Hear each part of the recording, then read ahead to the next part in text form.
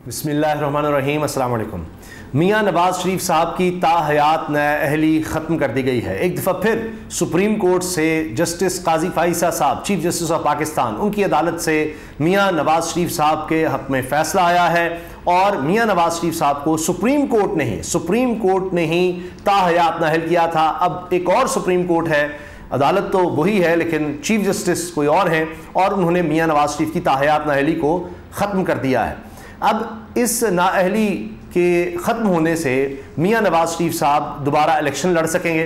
वैसे तो कोई परेशानी की बात नहीं, क्योंकि पहले ही रिटर्निंग अफसर ने उनके कागजात नामजदगी मंजूर कर लिए थे कि उनको भी पता था कि फैसला क्या आना है, पूरे पाकिस्तान को तो पता था फैसला क्या आना है। अब ताहयात नाअहली ख़त्म हुई है मियां नवाज शरीफ की, लेकिन सुरखरू हुए हैं इमरान खान साहब।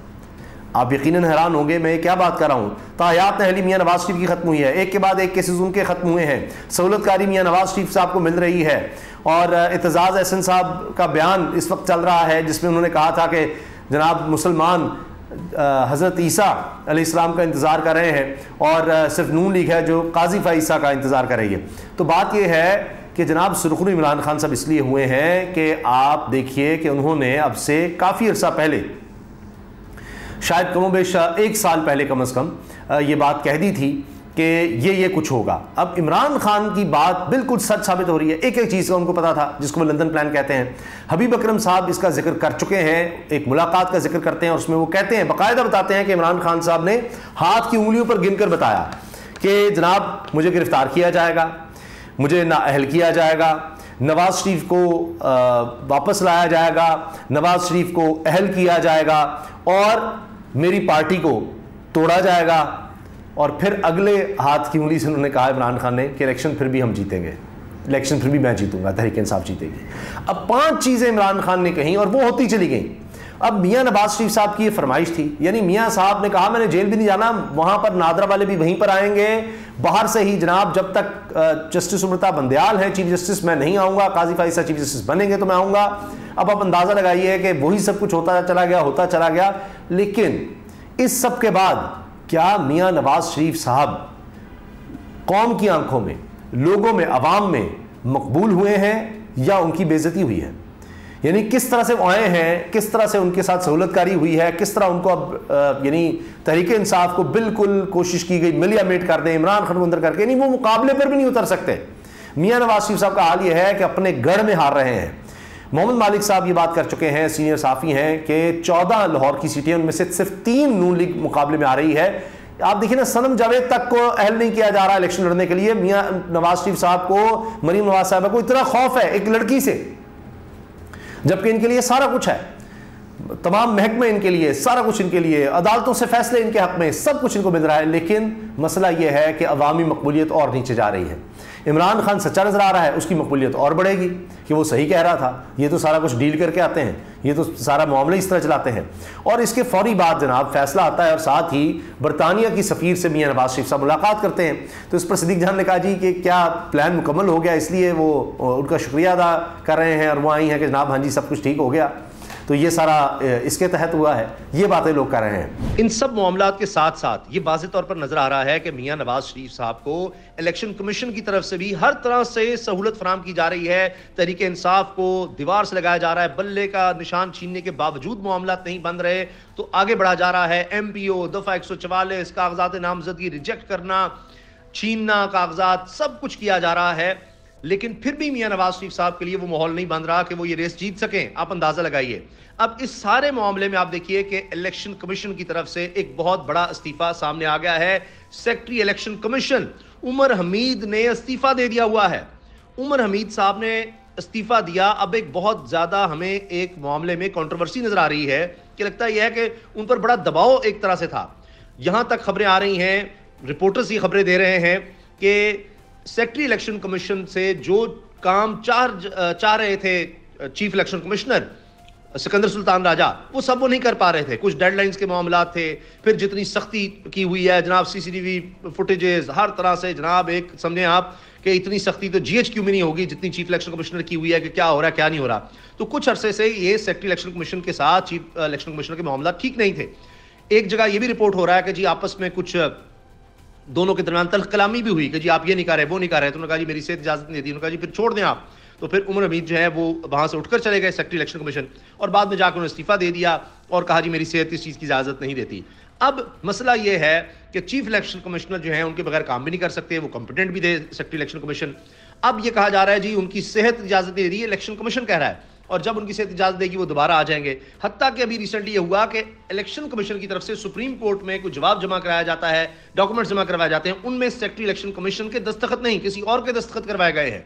तो अब आप देखिएगा कि आने वाले दिनों में बहुत कुछ समझ आएगी कि किस किस तरह से नून लीग की सहूलतकारी की गई, क्या क्या किया गया इस इलेक्शन में मियां नवाज शरीफ साहब को हर सूरत जितवाने के लिए। और इस इस्तीफे के बाद आप देखेंगे और भी कहानियां सामने आ सकती हैं कि किसी तरह से शायद और इस्तीफे दिलवाए जा सकें कि इलेक्शन ही ना हो। तो बहुत कुछ हो सकता है अभी भी, बस मामला यह है कि किसी तरह से मुसल्लत करना है मियां नवाज शरीफ साहब को, और वो चीज़ें हो नहीं पा रही। और उसी हवाले से आप देखेंगे इस्तीफे भी हो सकते हैं, बहुत कुछ हो सकता है। लेकिन इन इस्तीफों के बाद आप ये देखेंगे कि चीज़ें सामने आएंगी, अब नहीं तो आने वाले वक्त में बहुत कुछ सामने आएगा। यही लोग जो इस्तीफा देने वाले हैं, जिन पर दबाव आएंगे, प्रेशर आएंगे, वो सब अंदर की कहानियां बताएंगे कि अंदर होता क्या रहा है, क्या कुछ किया जा रहा है कि किसी तरह मियां साहब जो है वो जीत सकें, और वो सब नहीं हो पा रहा। अब आप ये देखें कि बरतानिया अगर होता, वहां पर इस तरह से सजा हुई होती जो कुछ है कि आज तक इन्हीं बरतानिया की जो प्रॉपर्टीज है उनकी कोई मनी ट्रेल नहीं आ सकी, वो कतली खत का कुछ समझ नहीं आ सका, झूठ बोलते रहे, असेंबली में झूठ बोला हुआ है। आप यकीन जाने बरतानिया में दोबारा कभी वो इलेक्शन ही नहीं लड़ सकता आदमी। आप छोड़ दीजिए अदालत के फैसले को कि जो पार्लियामेंट में खड़े होकर झूठ बोले कि जनाब ये हैं वो जराए, ये हैं वो जराए जनाब, इस तरह से हम गए, और बाद में उनका वकील ये अदालत में कहेगा जी वो तो एक सियासी बयान था, सिसिलियन माफिया कहा गया, झूठा कहा गया। उस वक्त सुप्रीम कोर्ट के कई जजेस थे जो कहते थे कि इनको भी छोड़ दें, बाकी चीज़ों को इनको अभी नाअहल कर दें, कोई ज़रूरत नहीं है JIT और इस सारे तरफ जाने की। ये तो इसलिए भी नाअहल बनते हैं कि इन्होंने इतनी दफ़ा झूठ बोले, अदालत में झूठ बोलते हैं, मुसलसल झूठ बोल रहे हैं। तो जनाब इतने झूठ जो हों, वो सादिक और अमीन की बात की जाती है, सच्चा और ईमानदार तो होना चाहिए नहीं। तो बरतानिया के वहाँ रहते हैं, वहाँ जनाब इनके बच्चे भी बरतानिया की जो मलका है उनके तहत वो हलफ भी है, सारा कुछ है, मगर वहाँ का क्राइटेरिया देखो, और यहाँ जब आकर इन्होंने हुकूमत करनी है तो क्या क्राइटेरिया। मगर असल कहानी यह है कि लोग अब इनके साथ नहीं हैं। तो असल तो जो अवामी अदालत है, फैसला वहाँ पर होना है। फ्री एंड फेयर इलेक्शन हो गए फिर तो बिल्कुल ही कहानी खत्म है, इसीलिए तो फ्री एंड फेयर इलेक्शन होने नहीं दे रहे। अभी पाकिस्तान की तारीख की सबसे ज्यादा रिगिंग हो रही है, सबको नजर आ रहा है, सब इस चीज को रिपोर्ट कर रहे हैं। इतनी छीना झपटी ये सब कुछ पहले कभी नहीं हुआ, मगर उसके बावजूद इलेक्शन में नहीं जाना चाह रहे। आप अंदाजा लगाइए ये कुछ करने के बाद। अब आप देखिए ना इनकी इस वक्त क्या पोजीशन है और इमरान खान की इस वक्त क्या पोजीशन है, तहरीक इंसाफ की क्या पोजीशन है, जिसकी वजह से इनको ये सब कुछ करना पड़ रहा है। फिर आप ये देखें कि अभी हारून रशीद साहब सीनियर सहाफ़ी हैं, उन्होंने खैबर पख्तूनख्वा के हवाले से भी ये बात बताई है कि वहाँ पर सर्वे में खैबर पख्तूनख्वा में मौलाना फजल रहमान और परवेज़ खटक की एक भी सीट नहीं निकल रही। पख्तूनख्वा तो हाथ से निकल गया, पंजाब में कितनी धांधली करेंगे, सब कुछ करके हुकूमत बना भी ली तो मईशत का क्या होगा, इन हालात में कौन सरमायाकारी करेगा, ये हारून रशीद साहब कह रहे हैं। तो ये अदालत से अपने हक में फैसले कर लें, ये डील्स कर लें, कुछ भी कर लें, अवाम इनको डील देने को तैयार नहीं है, ना डील ना ढील। जितने सर्वेज हैं जो इन्होंने खुद भी करवाए हैं उनमें भी ये फारिग है। तो अब ऐसे फैसले लेकर लोगों को और ज़्यादा इनकी सहूलतकारी जब नज़र आती है तो फिर लोग और ज़्यादा इन पर तनकीद करेंगे और ज़्यादा ये दिल से उतरेंगे, इनका वोट बैंक और कम होगा, इमरान खान का वोट बैंक और ज़्यादा बढ़ेगा।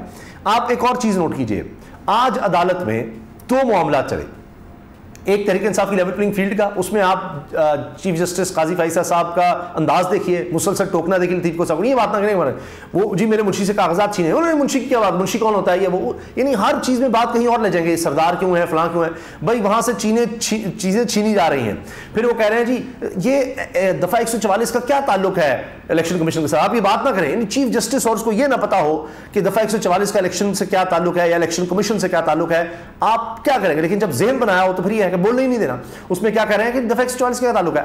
लतीफ़ गुस्सा साहब ने साफ बताया जी रिटर्निंग अफसरान जो हैं वो कमिश्नर निज़ाम से हैं, वही रिटर्निंग अफसरान है, वही इलेक्शन कमीशन ने मुकर्रर किया, वही 144 लगा रहे हैं दफ़ा 144। तहरीक इंसाफ के बंदों के खिलाफ दफ़ा 144 लगा रहे हैं, उनकी गिरफ्तारी हो रही है। एक बंदा बता दें जो नून लीग का हो, दफ़ा 144 लगा के उसको MPO के तहत कोई अंदर किया हो, वही MPO कर रहे हैं, वही दफ़ा 144 लगा रहे हैं, वही इलेक्शन करवाएंगे, ये लेवल प्लेइंग फील्ड।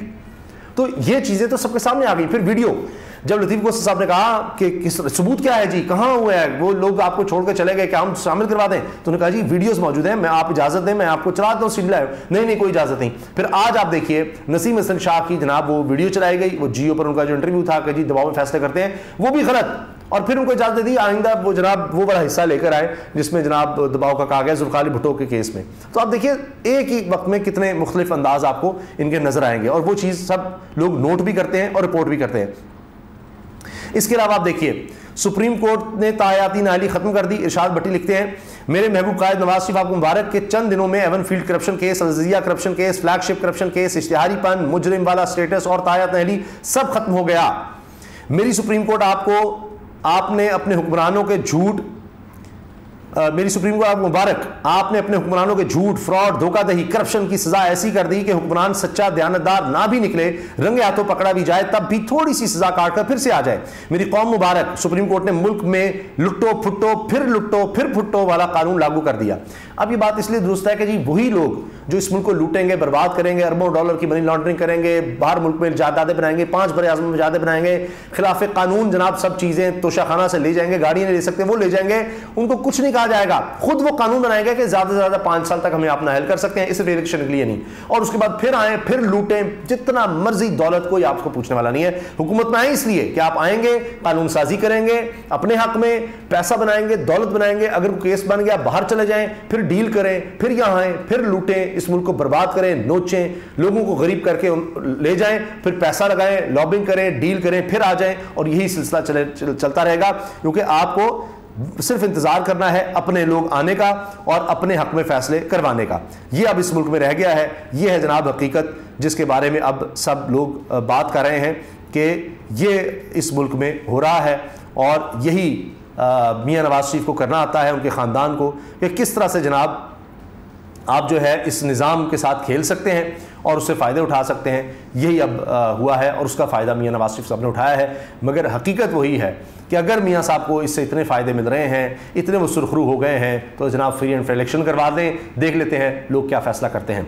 अभी तक तमाम सर्वेज हर तरह से जो भी पैमाने हैं मकबूलियत के, वो नज़र आ रहा है कि जनाब इनकी कहानी ख़त्म हो गई है। ये इस तरह ज़बरदस्ती हुकूमत में आ भी गए तो इनसे मामला नहीं चलने। अल्लाह हाफ़िज़।